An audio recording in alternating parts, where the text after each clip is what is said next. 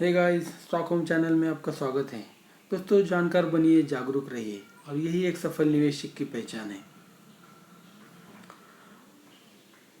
आपने सही पढ़ा, 20,000 का शेयर है, मिल रहा है आपको कौड़ियों के दाम में। जितना माल उठाना है उठा लो, फिर नहीं मिलेगा।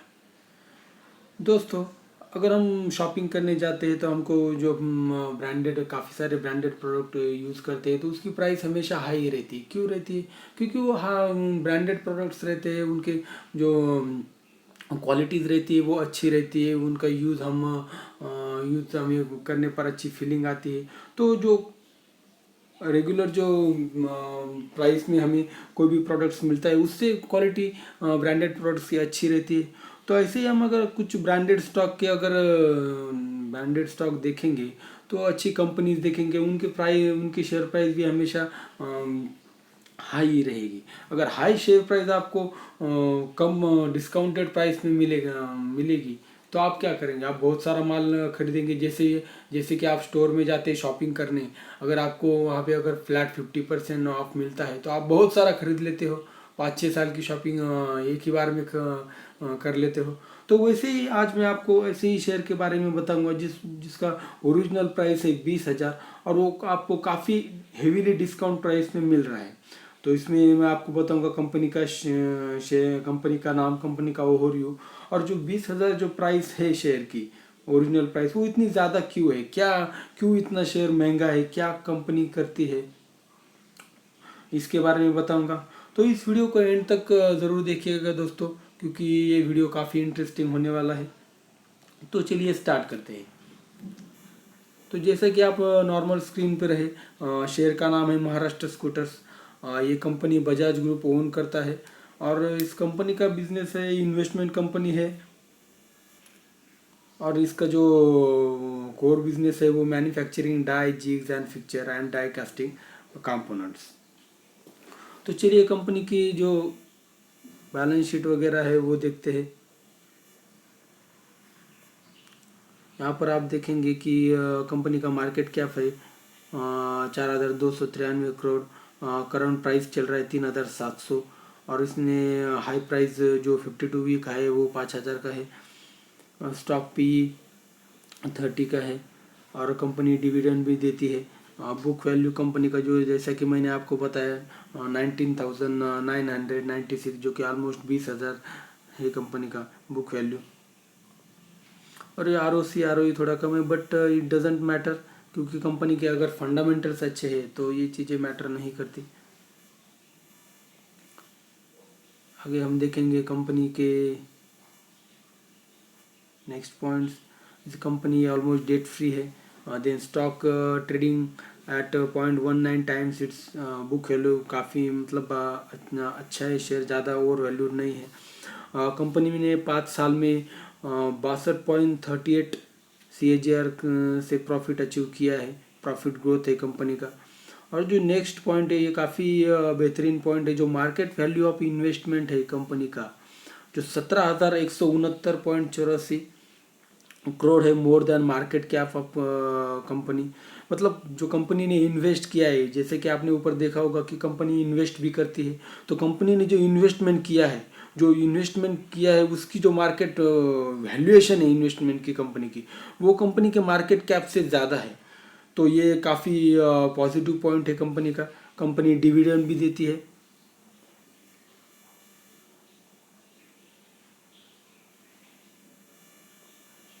अभी हम आ जाते हैं कंपनी के क्वार्टरली रिजल्ट्स में। एनुअली देखेंगे तो उसमें ज़्यादा आपको क्लैरिटी आ जाएगी। ये देखिए जो नेट प्रॉफिट है वो अगर आप देखेंगे तो वो भी काफ़ी अच्छा है, थोड़ा बहुत वेरिएशन है प्रॉफिट में, बट इट डजेंट मैटर। और EPS आप देखेंगे तो EPS भी काफ़ी अच्छा है कंपनी का। अब हम आ जाते हैं बैलेंस शीट पे। अगर अभी रिजर्व्स में आप देखें तो कंपनी के पास जो रिजर्व्स है वो काफ़ी अच्छे हैं और कंपनी हमने देखा कि डेट फ्री है, तो बोरोइंग्स में इधर ज़ीरो है। तो आपको हमेशा डेट फ्री कंपनी में ही इन्वेस्ट करना चाहिए। अगर हमें इन्वेस्ट ही करना है तो हम अच्छी कंपनी में इन्वेस्ट करेंगे। जिस कंपनी के ऊपर ज़्यादा कर्जा है उनमें क्यों इन्वेस्ट करें? हमारा पैसा है भाई, हम जहाँ चाहे वहाँ लगाएंगे। हमें किसी का बंधन नहीं है, किसी की रेस्ट्रिक्शन नहीं, अच्छी कंपनी में ही पैसा लगाना है, फंडामेंटल देखने कंपनी के। अभी नेक्स्ट हम देखेंगे प्रमोटर होल्डिंग। तो प्रमोटर होल्डिंग भी 50% से ज़्यादा कंपनी के पास है, तो ये भी एक काफ़ी अच्छा पॉइंट है। अब हम नेक्स्ट आ जाते हैं कि कंपनी के जो 20,000 मैंने बताया आपको, कंपनी का जो ओरिजिनल शेयर प्राइस है वो 20,000 है। तो ये 20,000 क्यों है, मैं आपको ये बता देता हूँ। ये देखिए यहाँ पर बुक वैल्यू, जो ओरिजिनल प्राइस है वो 20,000 है। वो क्यों है कंपनी की, मतलब इतनी ज़्यादा एसेट्स कैसे हुए कि इतनी बुक वैल्यू कंपनी की बढ़ गई। तो हम मूव करते अभी यहाँ पर आ गए, जस्ट मैं अभी देखिए यहाँ पर मैंने आपको कुछ न्यूमेरिकल दिखाए हैं। बजाज फाइनेंस, जो कंपनी इन्वेस्टमेंट करती है, जो जो इन्वेस्टमेंट है कंपनी का, वो अभी करंटली 3 कंपनीज में है, बजाज फाइनेंस, बजाज फिनसर्व और बजाज ऑटो। अगर आप ध्यान से देखेंगे दोस्तों, तो ये जो तीनों कंपनीज है ये एकदम टॉप की कंपनीज है। और ये टॉप की कंपनीज में बजाज महाराष्ट्र स्कूटर्स की इन्वेस्टमेंट है।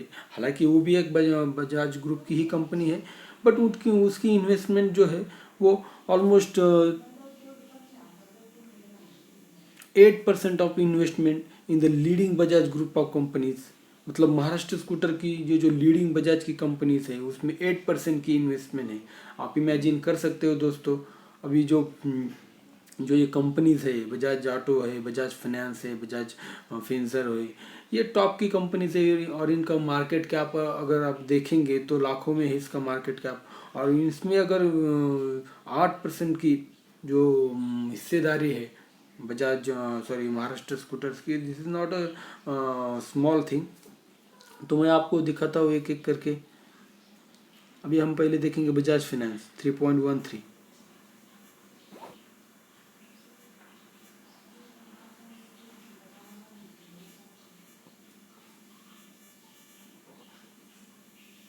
बजाज सॉरी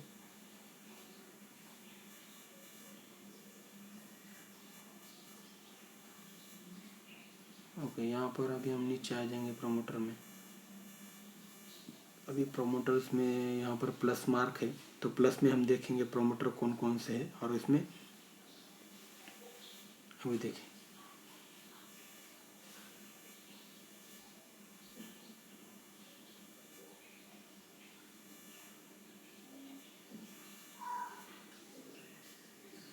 ये देखिए महाराष्ट्र स्कूटर्स आप देख रहे हैं।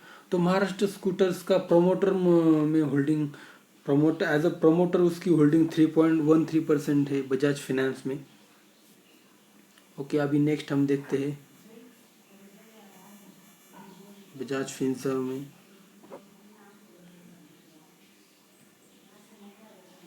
ओके, बजाज ऑटो हो गया। ओके, बजाज ऑटो देखते हैं।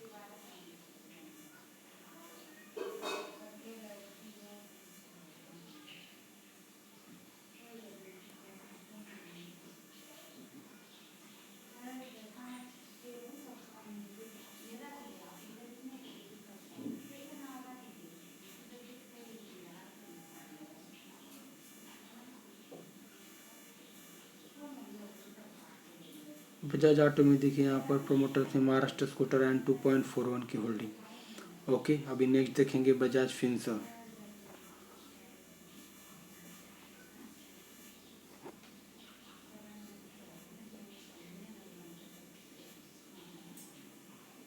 ये देखिए इसका मार्केट कैप देखिए दोस्तों, 2,17,000 मार्केट कैप है। मतलब लाखों में मार्केट कैप है इस कंपनी का।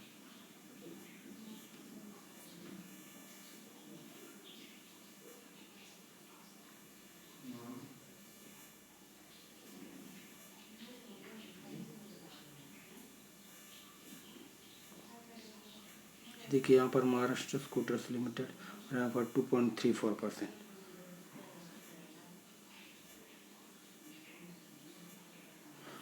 तो देखिए दोस्तों, ऑलमोस्ट 8% का होल्डिंग है महाराष्ट्र स्कूटर्स का इन लीडिंग बजाज कंपनीज में। और ये जो कंपनीज है ये कभी बंद नहीं पड़ सकती है, इसका प्रॉफिट ग्रोथ कभी कम नहीं हो सकता। तो ऐसे ही आपको फंडामेंटल्स एनालिसिस करना पड़ता है दोस्तों। अगर आप ऐसे अगर एनालिसिस करते हैं तो आपको ज़्यादा कॉन्फिडेंस रहता है, और आप जो इन्वेस्टमेंट अगर आप करते हो तो उस इन्वेस्टमेंट में आप टिके रह सकते हो, क्योंकि आपको पता है कि कंपनी की इन्वेस्टमेंट लीडिंग कंपनीज में है, तो इसको मतलब इसके प्रॉफिट ग्रोथ हमेशा बढ़ता ही रहेगा, और कंपनी को मतलब फ्यूचर अच्छा रहेगा कंपनी का। तो ऐसे ही आपको फंडामेंटल एनालिसिस करके ही इन्वेस्ट करना है, और तभी आप अच्छे इन्वेस्टर बन पाएंगे।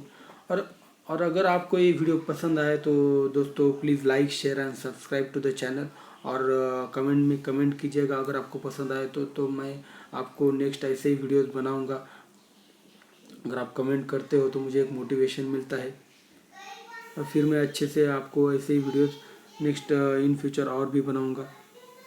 तो आज के लिए इतना ही दोस्तों, थैंक यू।